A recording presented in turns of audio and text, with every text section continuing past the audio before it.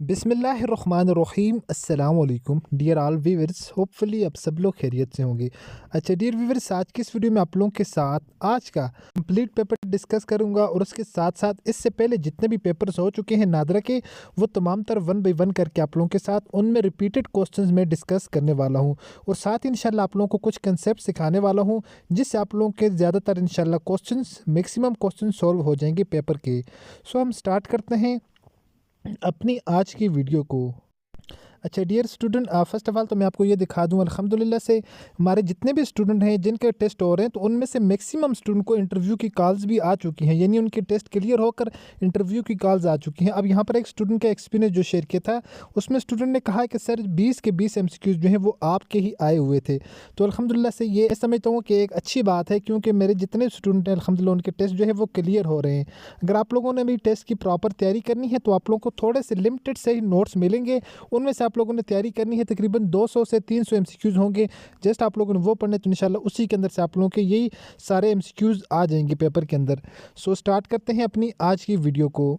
अगर आप लोग चाहते हैं कि कंप्लीट टेस्ट की आपको तैयारी करवाई जाए, आप लोगों को यहाँ पर एक नंबर शो हो रहा होगा, आप लोग इस नंबर पर मैसेज कर दें। इंतहाई मुनासिब फ़ीस यानी ना होने के बराबर ही फ़ीस है हमारी, तो उसमें इंशाल्लाह आप लोगों को कंप्लीट जो है वो पेपर की तैयारी और साथ इंटरव्यू की प्रिपरेशन भी करवाई जाएगी। क्वेश्चन नंबर 1 है the 9th highest mountain in the world. दुनिया के अंदर 9वें नंबर की जो बुलंद तरीन पहाड़ी है उसका क्या नाम है? तो उसका नाम है नागा पर्वत। नागा पर्वत is the 9th highest peak in the world. और ये वाली जो माउंटेन है नागा पर्वत, ये पाकिस्तान के अंदर है। पाकिस्तान की दूसरे नंबर की बुलंद तरीन चोटी है, ठीक है। और नागा पर्वत को किलर माउंटेन भी कहा जाता है। Okay dear student, dear student, यहाँ पर क्वेश्चन था चूज द करेक्ट डेफिनेशन। तो यहाँ पर 4 डेफिनेशन लिखी हुई थी। Naming of the thing is non noun. Noun is the naming of the things. Naming the thing is non. Noun is the naming of the thing. तो इसमें जो है वो करेक्ट डेफिनेशन कौन सी है? Noun is the naming of things, ठीक है जी। Noun is the naming of things. Noun जो है वो चीज़ों का नाम हो सकता है। तो ये प्रॉपर जो डेफिनेशन तो नहीं दी हुई यहाँ पर, ये सिंपल दी हुई है, लेकिन इनमें ये वाली करेक्ट थी, ठीक है जी। Noun is the name of person, place और थिंग भी होता है। और यहाँ पर अगर शॉर्टकट डेफिनेशन को देखा जाए तो ये वाली इसमें करेक्ट आंसर है। Noun is the naming of the things, ठीक है जी। नेमिंग ऑफ द थिंग ये वाला करेक्ट आंसर है इसका। ओके डियर स्टूडेंट, उसके बाद यहाँ पर एक इंटेलिजेंस का क्वेश्चन थोड़ा सा अजीब से दिया हुआ था। पहले है ZAY is coded 1019 then XCD is coded. तो ये थोड़ा क्वेश्चन स्टूडेंट के लिए डिफ़िकल्ट होता है क्योंकि ये थोड़ा टाइम कंज्यूमिंग होता है। यहाँ पर डियर स्टूडेंट देखें, Z जो है यहाँ पर वो अल्फ़ाबेट के अंदर लास्ट डिजिट है। Z को इन लोगों ने 10 के साथ रिजेंबल किया, यानी Z की वैल्यू 10 है। ए 1 से स्टार्ट होता है, ए की वैल्यू क्या दी हुई है? 1 दी हुई है, ओके। और यहाँ पर Y जो है, Y क्योंकि Z के बाद आता है, Z की 10 है तो Y की इन लोगों ने 9 वैल्यू दी हुई है। तो ये पहले आप लोगों ने पैटर्न समझ लिया। अब इन लोगों ने पूछो XCD की वैल्यू क्या होगी, तो वहाँ पर आप नीचे डिफरेंट ऑप्शन दिए हुए थे। XCD की वैल्यू आप लोगों ने किस तरह निकालनी है? अब जो है वो XYZ, तो Y की अगर 9 है तो X की ऑटोमेटिकली क्या हो जाएगी? X की 8 हो जाएगी। और इसी तरह A की 1 है, B की 2 हो जाएगी, C की कितनी हो जाएगी? 3 हो जाएगी, ओके। C की 3 और D की हमारे पास क्या हो जाएगी? 4 हो जाएगी। 8 3 4 ये हमारे पास डियर स्टूडेंट जो है ये करेक्ट आंसर हो जाएगा। आप लोगों ने देखना होता है कि ये सीरीज़ किस पैटर्न के लिहाज से दी हुई है, किस हिसाब से दी हुई है। आप लोगों ने उसी को अपने जहन में रखते हुए इन क्वेश्चनों को सोल्व करना है। उसके बाद डियर स्टूडेंट नेक्स्ट जो पेपर के अंदर क्वेश्चन आया हुआ था हाईएस्ट डैम ऑफ पाकिस्तान। तो पाकिस्तान का हाईएस्ट डैम कौन सा है? याद रहे Mangla dam is the highest dam of Pakistan, जबकि अगर लार्जेस्ट डैम की बात की जाए तो Tarbela dam is the largest dam of Pakistan. अगर स्मॉलेस्ट डैम की बात की जाए तो Warsak dam is the smallest dam of Pakistan. ये 3 इसके बारे में क्वेश्चंस आ जाते हैं, ओके डियर स्टूडेंट। उसके बाद नेक्स्ट क्वेश्चन है जी study of earth is known. जो ज़मीन के जो मुताला है, मुताला, ठीक है, उसको क्या कहा जाता है? उसको जियोलॉजी कहा जाता है, ठीक है। Geology is known as the study of earth. उसके बाद नेक्स्ट क्वेश्चन है डियर स्टूडेंट, यहाँ पर था detect error in the following. तो यहाँ पर आप लोगों ने एरर की डिटेक्शन करनी थी। तो एरर की डिटेक्शन आप लोगों ने यहाँ पर इन चीज़ों को ज़रा गौर से समझना है, ओके। ये चीज़ इंपॉर्टेंट है। पहले है जी 22.2, दूसरे में है 33.4 इशारिया था यहाँ पर, ठीक है, सॉरी। उसके बाद है 44.6, 54.8। पहले आप लोग देखें यहाँ पर 2 है, 2 का डबल 4 है, उसके बाद 6 है, उसके बाद 8 है। मीन केस में कोई गलती नहीं है। अब बाकी अगर हम पीछे वाली इन वैल्यूज़ को देखें, पहले है 22, 22 में 10 ऐड किया तो यहाँ पर 22 में 10 ऐड किया 32 और 1 33, 33 में 10 ऐड किया, यानी इसके बाद इन लोगों ने सीरीज़ वाले दिए, पहले 2 2 दिए, वो फिर 3 3, फिर इन लोगों ने 4 4, उसके बाद यहाँ पर है, यहाँ पर 5 5 होना था तो यहाँ पर इन लोगों ने 54 लिखे हुए है। बाकी ये वाली वैल्यूज़ यहाँ पर ठीक हैं। इसमें ये वाला एरर है 54.8। ओके, एरर इसमें हमने जो डिटेक्ट कर ली है वो ये हमारे पास है 54.8। तो 54.8 जो है ये हमारे पास एरर है। ओके, अगर इस 54 की जगह 55 होता तो ये वाला आंसर हमारा करेक्ट हो जाता।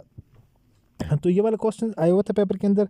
उसके बाद नेक्स्ट क्वेश्चन है the height of mount Everest. तो माउंट एवरेस्ट की जो है वो ऊंचाई कितनी है? 8849 जो है वो मीटर इसकी हाइट है माउंट एवरेस्ट की। तो यहाँ पर आप लोगों को नज़र आ रहा है, तो 8849 इसकी जो है वो हाइट है माउंट एवरेस्ट की। अगर फिटों के अंदर बात कीजिए तो फिटों के अंदर इसकी 69 फीट जो है वो इसकी हाइट है, और 8848.86 मीटर्स की, अगर मीटरों के अंदर हम बात करें, इसकी हाइट है। ओके डियर स्टूडेंट, तो ये माउंट एवरेस्ट के बारे में क्वेश्चन था। उसके बाद नेक्स्ट क्वेश्चन था what is the highest peak range in the world. अच्छा, दुनिया में सबसे ऊंची जो है वो रेंज चोटी कौन सी है? तो हिमालय, ठीक है, हम द हिमालयस की जो चोटी है ये सबसे ऊंची चोटी है, ठीक है, जिसके अंदर ही माउंट एवरेस्ट पहाड़ है जो कि दुनिया का बुलंद तरीन पहाड़ है। तो ये चोटी के बारे में पूछा, चोटी अलग है, माउंटेन अलग है डियर स्टूडेंट। ओके, चोटी हिमालयन है। उसके बाद नेक्स्ट क्वेश्चन है dear student, a word that is used instead of noun or noun phrase is known। एक ऐसा लफ्ज़ जो जिसको नाउन के या नाउन फ्रेज की बजाय इस्तेमाल किया जाए तो उसको हम क्या कहते हैं? उसको हम प्रोनाउन कहा जाता है। Pronoun is a word that is used instead of a noun और ए प्रोनाउन, ठीक है। जो नाउन होता है, प्रोनाउन जो होता है वो नाउन या नाउन फ्रेज की जगह इस्तेमाल होता है। तो ये इंग्लिश की ग्रामर का क्वेश्चन था। उसके बाद डियर स्टूडेंट एक क्वेश्चन था 1 over 5, 1 over 25, 1 over 30, which one is greater value? किसकी वैल्यू सबसे ज़्यादा होगी? ओके, तो अब हमारे पास अगर एक एग्जांपल से हम समझ लेते हैं, एक हमारे पास ये एक वैल्यू है, ये दूसरी, और ये हमारे पास तीसरी है, ठीक है।